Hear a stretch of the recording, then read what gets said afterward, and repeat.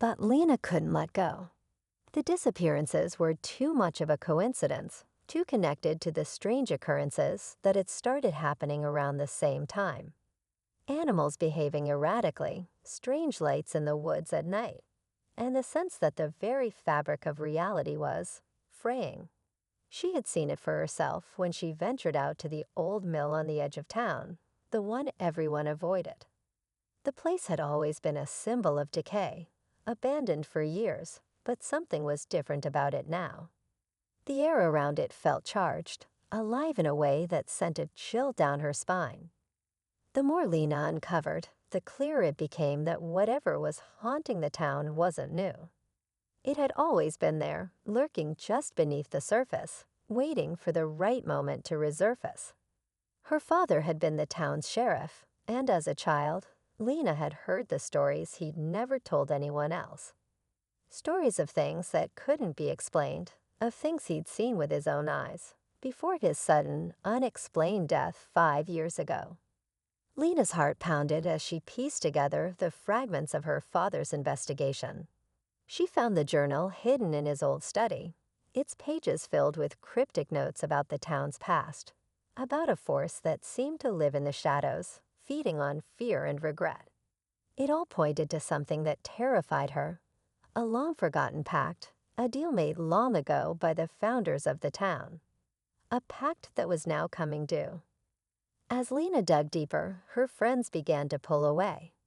They had always been there for her, but something was changing. They didn't understand what she was trying to do. They didn't see what she saw, didn't hear the whispers in the wind. They were afraid.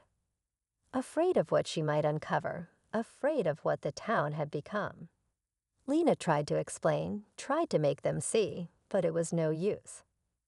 One by one, they started to drift, their eyes hollow, their smiles empty. And then, just as Lena thought she might be alone in this fight, she found him. Jonas, a former outcast who had left town years ago, but had returned unexpectedly. He seemed different, older, his face weathered by time and something darker. He had his own reasons for coming back, reasons tied to his own painful past. He didn't trust her at first, didn't believe in the things she said. But when he saw the journal, when he heard the same whispers Lena had been hearing, he changed his mind. Together, they began to piece together the final puzzle. The pact, the disappearances, the strange occurrences, it was all connected. And the truth was even worse than Lena had feared. The town had been built on blood, on a promise made in desperation. The founding families had sacrificed something precious in exchange for prosperity. But now the price was being demanded. The tension was unbearable as Lena and Jonas realized the enormity of the choice they had to make. The ritual could be stopped, but at what cost? Could they destroy something that had been woven into the very fabric of the town for centuries? Or would they become part of the town's dark legacy, trapped in a never-ending cycle of fear and sacrifice? The storm raged on, and Lena knew that whatever happened next, there would be no turning back.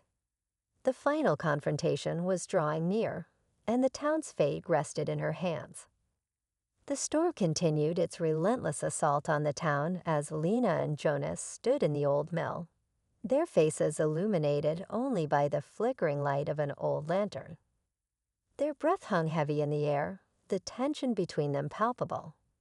They had uncovered everything, every hidden truth, every dark secret that had been buried for generations. Yet the hardest part was still to come.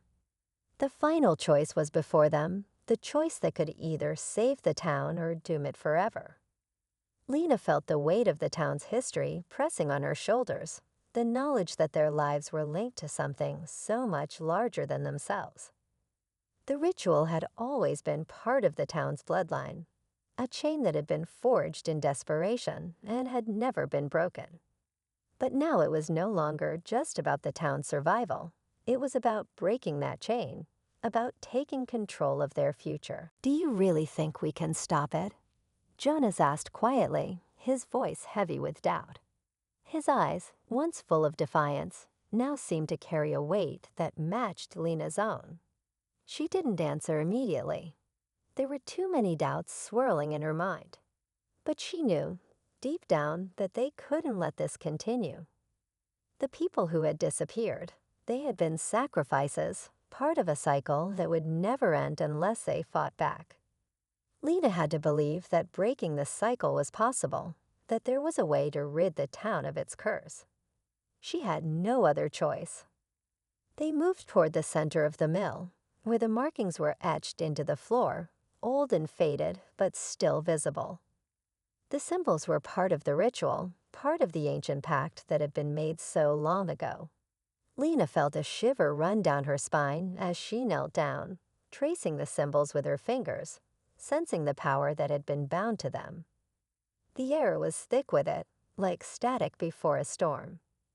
"You know what we have to do," Jonas said, his voice barely above a whisper. "But we don't know what will happen once we start." Lena nodded, her heart racing. "I know, but we have to try. For everyone who's disappeared, for my father, for all of us." As they began to chant the words they had uncovered in her father's journal, the ground beneath them trembled, the mill groaning in protest. The symbols on the floor began to glow with an eerie light, casting long shadows that danced across the walls. The air grew thick, heavy with the weight of something ancient, something alive. For a moment, Lena felt a presence, a darkness closing in around them. It was the force that had been controlling the town for so long, the one that fed on fear and regret. It was here, and it was angry. But they couldn't stop now. They pressed on, their voices growing louder, the words of the chant rising above the storm outside. As they reached the final words, the darkness exploded, a wave of energy that threatened to swallow everything. But Lena and Jonas held their ground, their determination stronger than the force they were fighting. In that moment, everything went quiet. The storm ceased. The tremors stopped. And for the first time in years, the town felt still. Lena opened her eyes, the mill now eerily calm. The symbols on the floor had faded, the air no longer thick with the presence that had haunted them. The curse was broken. But at what cost? Jonas was on his knees, breathing heavily, his face pale. Lena rushed to him, her heart pounding. He had given everything, using the last of his strength to complete the ritual. She pulled him close, relief washing over her as she realized they had succeeded. The town was free, but the price had been steep. As they made their way out of the mill, the sun began to rise, the first light breaking through the clouds. The town was quiet, as if the storm had never happened. But Lena knew better. The storm had been more than just a natural force. It had been the final test, the last obstacle to break the town's chains. The streets were empty, but there was hope in the air now, a feeling that hadn't been there before. Lena didn't know what the future held for her or the town, but she knew they had a chance. The town's dark legacy had been erased, and now they could rebuild, start fresh. Jonas, though weakened, smiled at her. "We did it." Lena nodded, her heart light. They had done it. And as she looked out over the town, she realized that sometimes breaking the chains of the past was the only way to truly move forward. The storm had passed. The sun had risen. And for the first time in a long time, the future felt like it was theirs to shape. As the video of Daniel's social experiment continued to gain traction online, his once private test of human honesty became a public phenomenon. The comment section of every post became a battlefield of opinions. Some people argued that his actions were inspiring, a necessary reminder of the importance of kindness and integrity. Others accused him of manipulating emotions, calling his experiment deceitful. Daniel hadn't anticipated this level of attention, and for the first time, he felt the weight of the scrutiny. He questioned whether he had done the right thing by testing people in such a way. What had started as a simple idea had spiraled into something far bigger, and he wasn't sure how to handle it. Determined to take control of the situation, Daniel decided to reveal the truth. He reached out to a trusted journalist, someone known for their balanced reporting, and invited them to his home. Together, they planned an exclusive interview in which Daniel could explain his intentions and share his perspective. When the interview aired, Daniel opened up about his reasons for conducting the experiment. He spoke about his curiosity regarding human behavior, his desire to understand how people treat someone they perceive as vulnerable, and the profound moments of kindness he had witnessed along the way. He acknowledged the controversy and admitted that he hadn't fully considered how his actions might affect others, especially those who were caught on camera without their consent. The response to the interview was immediate and mixed. Some people appreciated his honesty and the lessons he had learned, while others remained critical, accusing him of using his wealth and privilege to toy with people's emotions. But what mattered most to Daniel were the quieter voices, the ones who reached out to share their own stories of kindness, honesty, and the struggles they faced in their daily lives. One email in particular stood out to him. It was from the girl in the hoodie, the one who had given him her own money when her friend refused to return his. She wrote about how that moment had stayed with her, how it made her realize the power of standing up for what's right, even when it's uncomfortable. She thanked Daniel for the lesson, even if she hadn't fully understood his intentions at the time. Daniel smiled as he read her message. It was a reminder that for all the noise and controversy, there were still meaningful connections and moments of understanding that came from his experiment. In the days that followed, Daniel decided to take his lessons to heart. He made a substantial donation to several organizations that supported the visually impaired and other vulnerable communities, ensuring that his actions could lead to tangible, positive change. He also took time to reflect on his own behavior, vowing to approach the world with more empathy and humility moving forward. As the online buzz around his experiment began to fade, Daniel returned to his life, forever changed by what he had experienced.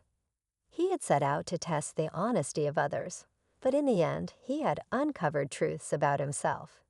He had seen the best and worst of human nature, but more importantly, he had learned that even in a world filled with doubt, there was still room for hope, compassion, and connection.